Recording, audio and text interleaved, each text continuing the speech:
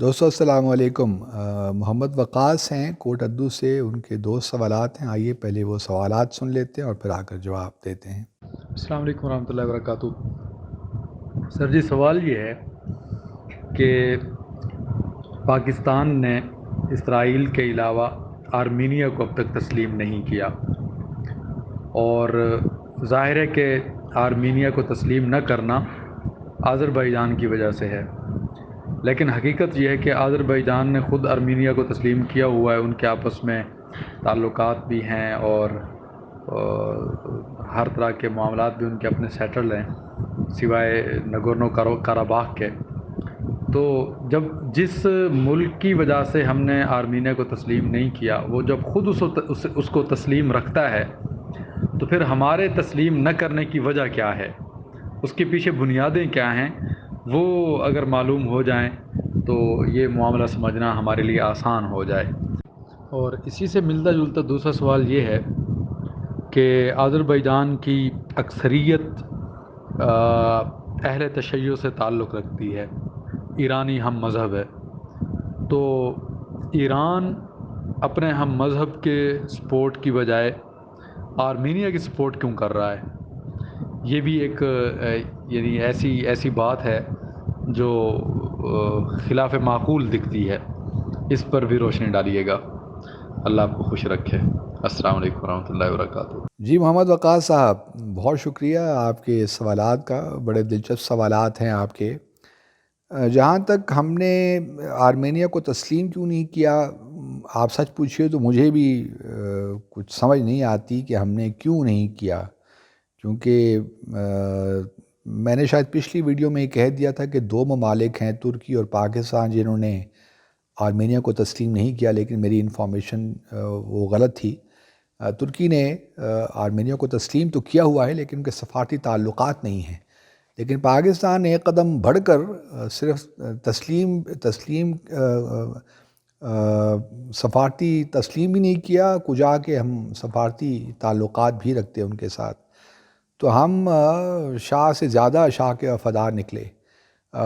لیکن میں سمجھتا ہوں کہ جب وقت آئے گا، اب تو نہیں، لیکن اگر یہ جنگ ختم ہو جاتی ہے اور نگورنو کاراباخ کا معاملہ کسی طور حل ہو جاتا ہے، تو ہمیں تسلیم کرنے میں کوئی حرج نہیں ہونا چاہیے۔ یہ الگ بات ہے کہ ہم سفارتی تعلقات فی الحال ان کے ساتھ قائم نہ کریں، لیکن چونکہ ترکی اور آرمینیا کا ایک معاملہ چل رہا ہے، آرمینیا الزام لگاتا ہے کہ جب ترکی کی خلافت تھی، خلافت عثمانیہ 1914-15 میں، اس زمانے میں ترکیوں نے جینوسائیڈ کیا آرمینینز کا، اور تقریباً 15 لاکھ آرمینیوں کا قتل کیا۔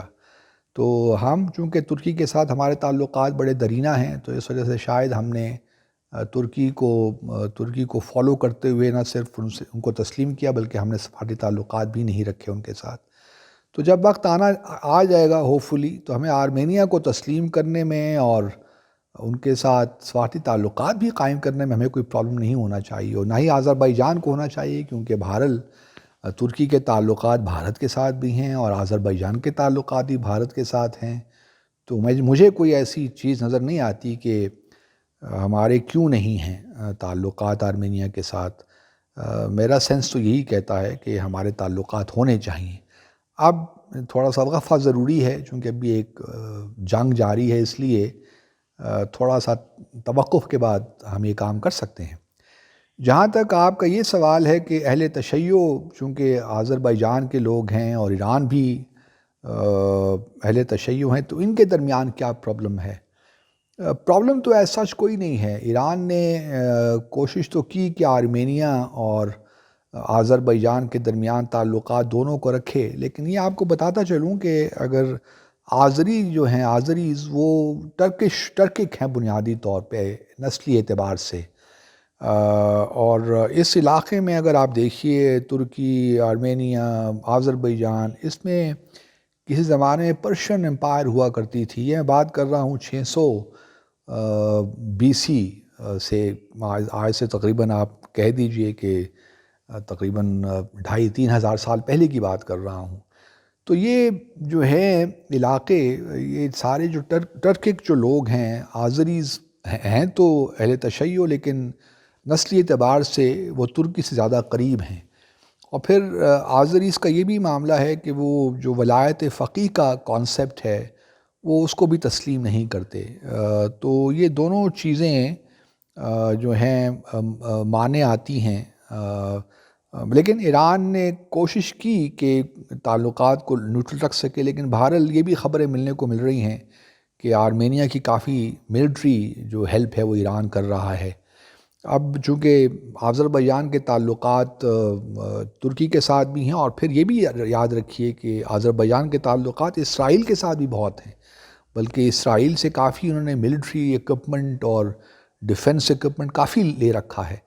تو یہاں یہ جو انٹرنیشنل ریلیشنز میں اسی قسم کی چیزیں ہوتی ہیں، ریئل پالیٹک ہے، اور ہر ملک جو ہے اپنے انٹرسٹ کو پروٹیکٹ کرتا ہے، کوئی بھی اس میں آئیڈیالوجیکل عمل دخل نہیں ہے۔ تو لیکن پاکستان چونکہ ہماری بنیاد ہمارے نظریے پہ ہے، اس لیے ہمیں اپنے نظریے کے ساتھ بہرحال کھڑا ہونا پڑتا ہے اور کھڑا ہونا چاہیے۔ ہم بالکل اس ریئل پالیٹک کا حصہ نہیں بن سکتے جس طرح باقی دنیا ہے۔ ہمارا میکیویلین یا قاتلین جو ہمارا نظریات ہیں وہ نہیں ہیں۔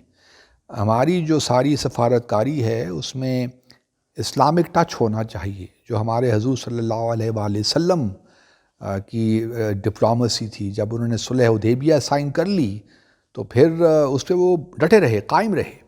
اس میں نقصانات بھی لوگوں کو نظر آئے، جو صحابہ کرام تھے انہوں نے اپنی آراء بھی دی کہ آپ یہ کیا کر رہے ہیں، لیکن جب ایک دفعہ وہ سائن ہو گیا تو پھر انہوں نے خلاف ورزی نہیں۔ ہماری تو اسلامک تاریخ بھری پڑی ہے ان چیزوں سے کہ ہماری جو ساری سفارتکاری ہے اس میں موریلٹی، ہمارے ایتھوس سب اس سے میں ریفلیکٹ ہوتے ہیں۔ لیکن بدقسمتی کے ساتھ جو دوسرے ممالک ہیں وہ ان چیزوں پہ ان کی ساری جو ڈپلومیسی ہے وہ میکیویلین ہے، قاتلین ہے، تو اس وجہ سے ہمیں تھوڑی بہت پریشانی مجبوری ہو جاتی ہے۔ لیکن اب چونکہ ایک پالیسی ہماری چل رہی ہے اور اس وقت جنگ کا سماں ہے، میری اپنی خواہش تو یہی ہے کہ آذربائیجان اس وقت جو ہے بس کچھ کر ہی ڈالے، ناگورنو قراباخ پہ ہم اس پہ قبضہ کر ہی رکھ لے تو اچھا ہے، کیونکہ ایران مجھے نہیں معلوم کہ ایران کس طرح بھی کرے گا، لیکن بہرحال ایران کو یہ تو ہے کہ آذربائیجان بھی ایک قوت ہے اس ریجن میں، اور یہ سارے چونکہ ایران کا بارڈر آرمینیا کے ساتھ بھی لگتا ہے، آذربائیجان کے ساتھ بھی لگتا ہے، اور یہ بڑا ریسورس رچ علاقہ ہے آذربائیجان کا بھی، اور ایران ہم جانتے ہی ہیں۔ تو یہ کشمکش چلتی رہتی ہے ممالک کے درمیان، تو اس میں ضروری نہیں ہے کہ تمام شیعہ ممالک ایران کے ساتھ ہوں یا ایران ہر شیعہ ملک کے ساتھ ہو، کیونکہ آذربائیجان کے مفادات اس وقت ترکی کے ساتھ ہیں یا اور دوسرے ممالک کے ساتھ ہیں، تو اس لیے یہ بیچ میں رفٹ ہے۔ تو اہل تشیع کا ہونا ضروری نہیں ہے کہ اگر وہ ہے تو تمام ایران کو فالو کرتے ہیں، جس میں نے پہلے کہا کہ آذربائیجان یہ جو ولایت فقیہ کا نوشن ہے اس سے بھی اتفاق نہیں کرتے۔ تو یہی وجوہات ہو سکتی ہیں، لیکن آپ کے سوالات دلچسپ ہیں، تو اس میں مزید تحقیق کی گنجائش بھی ہے۔ آپ کے سوالات کا بہت بہت شکریہ۔